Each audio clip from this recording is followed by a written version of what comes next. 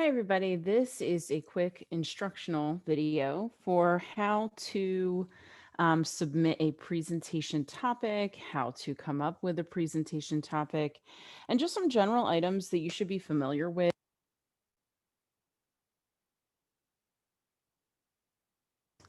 So just some general items when thinking about your presentations. Okay, so you want to be in Blackboard and you're going to scroll all the way down to presentation week. And when you see presentation week, right on the folder front, you're going to see the sign up sheet. Okay, that should bring you to a Google Doc and you are going to put your name in there. You're going to claim your topic, and your topic needs to be very specific. Okay, so I'm going to show you the general list of topics, but then you really need to make this presentation your own. I would use things that you're curious about, use things of interest to you, and try to make a topic out of that. So it has to be something related to a topic that's already been covered or that's going to be covered in our class in Bio 101.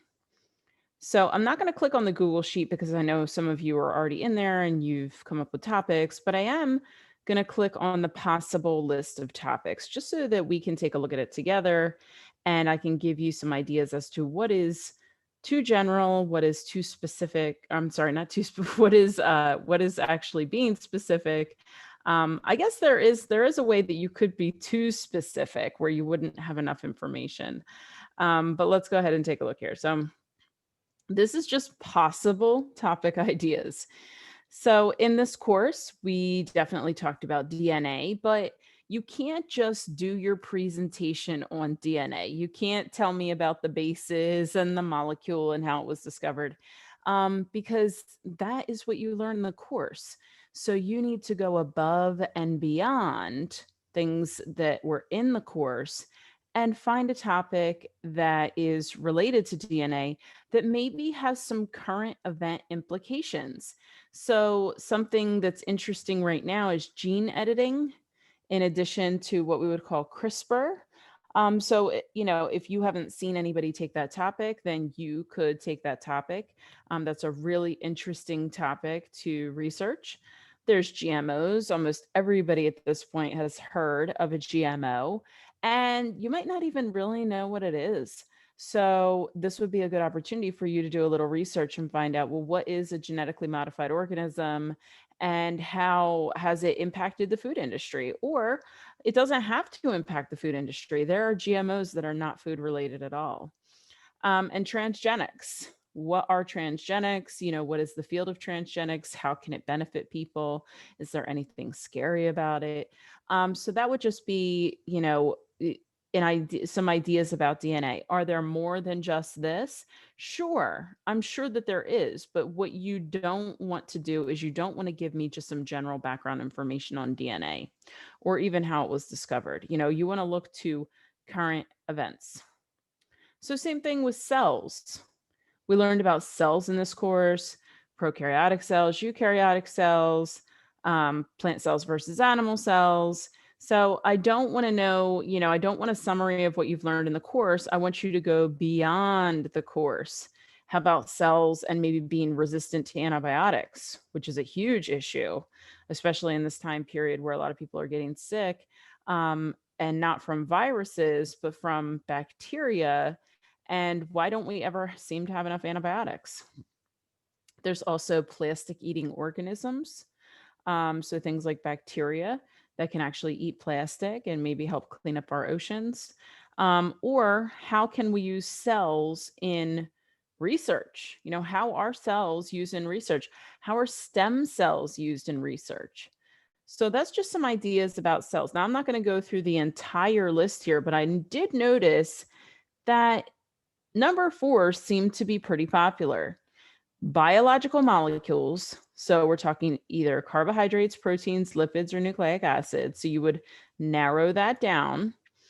And then are there any health concerns involving them? So for instance, one lipid that a lot of people are concerned about is cholesterol.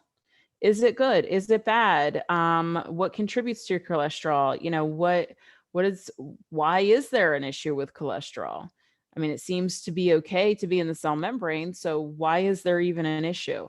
So if you list number 4 as your topic, you really need to narrow it down. You need to make it more specific. You need to tell me exactly what molecule you are going to research.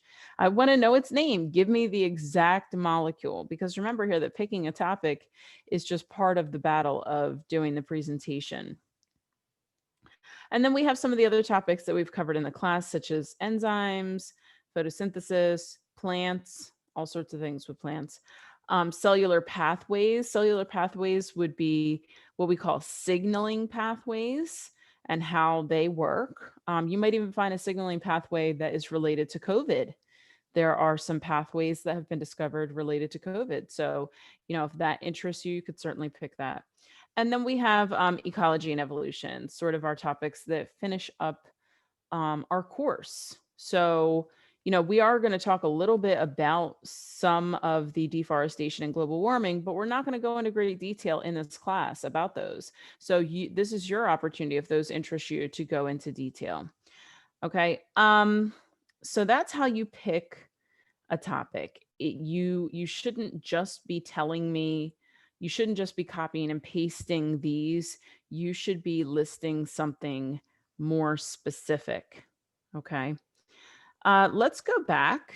I want to look at the rubric together. Let's look at the info and the rubric, and so that you can see what is exactly going on. Now, if you get this external URL, you want to click on the blue link and let me know if you're having any trouble accessing these. I thought it would be best to just do them as Google Docs. Sometimes Google items are not all that compatible with Blackboard, but they seem to be okay. All right. So here's some good websites to start your research at. You can't just go to any old website, okay? Some of these you can see are .coms. Not every .com is a good .com, okay? So Science Daily, that's acceptable. PubMed is great. SciAm is Scientific American. That is a great website. And then you have the NIH. The NIH is the home of Dr. Fauci, and everybody knows who he is by now. The NIH, the National Institutes of Health, is our federal organization that is our leading organization for health research, found right in Maryland. So, any of these are good, but you could also try Google Scholar. You could also go to Google Scholar. So I'm just going to kind of show you what that would look like if you went to Google Scholar. If you're on a normal Google page like so, you just want to type in Scholar. It should take you right to Google Scholar. And on Google Scholar, you want to be looking up articles related to your topic. So let's say you picked CRISPR. You want to know a little bit more about CRISPR. So we have these really scientific journals that are coming up here, and some of these may be difficult to read. Some of these may be difficult to read. I'm just going to put that out there right now. But the idea here is that you're trying to challenge yourself by looking at these articles and getting an idea. So even this one down here has a title that's not so scary compared to the others, The CRISPR Craze, and that's from sciencemag.org. So, you could click on something like that, see if it's going to give you any good information. What I don't want you to do is I do not want you to just use Wikipedia as a sole source. Wikipedia can be hugely problematic. So you do not want to do that. Now here, if you ended up using this article, your citation is right here. So you could just copy and paste your citation into your citation assignment, which you have to provide for me at least 3 scholarly citations, not Wikipedia. And that is part of your grade. That's part of your grade. So let's say you're not doing CRISPR though, and you're like, I don't know, I'm not doing CRISPR, I'm doing something else. Okay, let's say you're doing GMOs. So here is an article, Creating Public Alienation, Expert Cultures of Risk and Ethics on GMOs. That sounds like a nice article. Sounds like it would be easier to read than just like a research article. Let's see where that comes from. It says Science as Culture 2001. Now, 2001 was 19 years ago. So you do want to be careful when you're picking a citation, or I'm sorry, a source, because, sometimes we don't realize how, out of date they might be. So I would like something within the 10 to 15 year span. I think 15 is even a huge stretch, to be honest with you, but I know that it can be very difficult. And maybe what I did here is I didn't use the right search string. Maybe I should have said genetically modified. Sometimes using the abbreviation is not the best. So here's genetically modified organisms. And okay, so my top article here is 2002, 2003. You can even hit on the side here. How about anything since 2020? Here's something, genetically modified organisms and their potential in environmental management, constraints, prospects, and challenges. So that one was written right in 2020. That's great. Okay. So you want to make sure that you're using a scholarly source. You want to make sure that it's pretty recent. Please don't do anything greater than 15 years old. I want to say even the syllabus says to stay within 10 years, but I'll give you a little bit of a break on that. And let's kind of take a look at some of the things with your grade here. So let's go back. All right. Presentation should be no longer than 10 minutes. No longer than 10 minutes. Oh, I don't know why it says no longer than 10 minutes and no less than 8 minutes. Oh, okay. I'm sorry. No longer than 10 minutes and no less than 8 minutes. So you need to be within the 8 to 10 minute mark, people. Okay. So the 8 to 10 minute mark. You should use PowerPoint. You can use Google Slides, something of that nature. No more than 11 slides. Okay.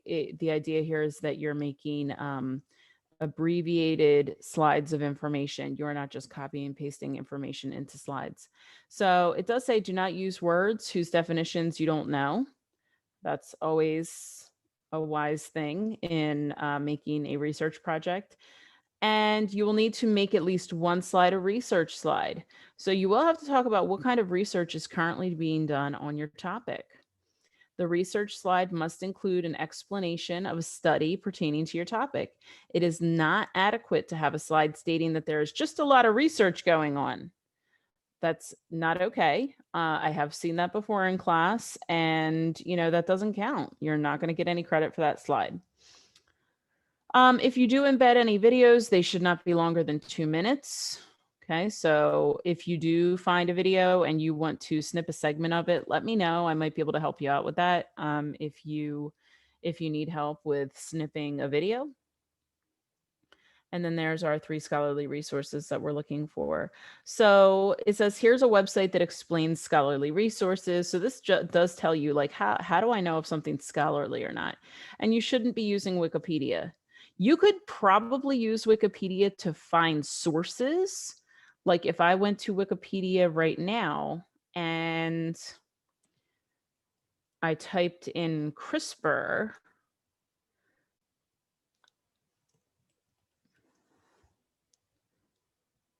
so, it's challenging not to use Wikipedia because it's laid out so nicely, but if you go all the way to the bottom, there's all the sources there.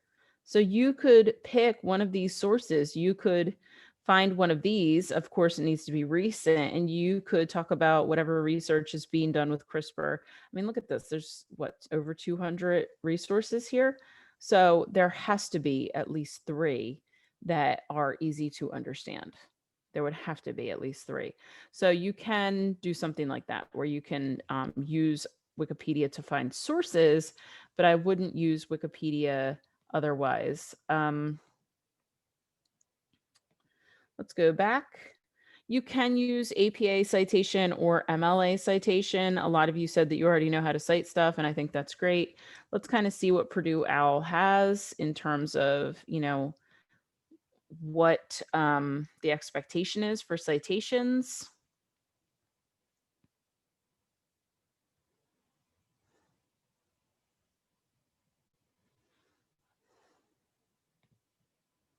So on this site, it does talk about how to use APA citations.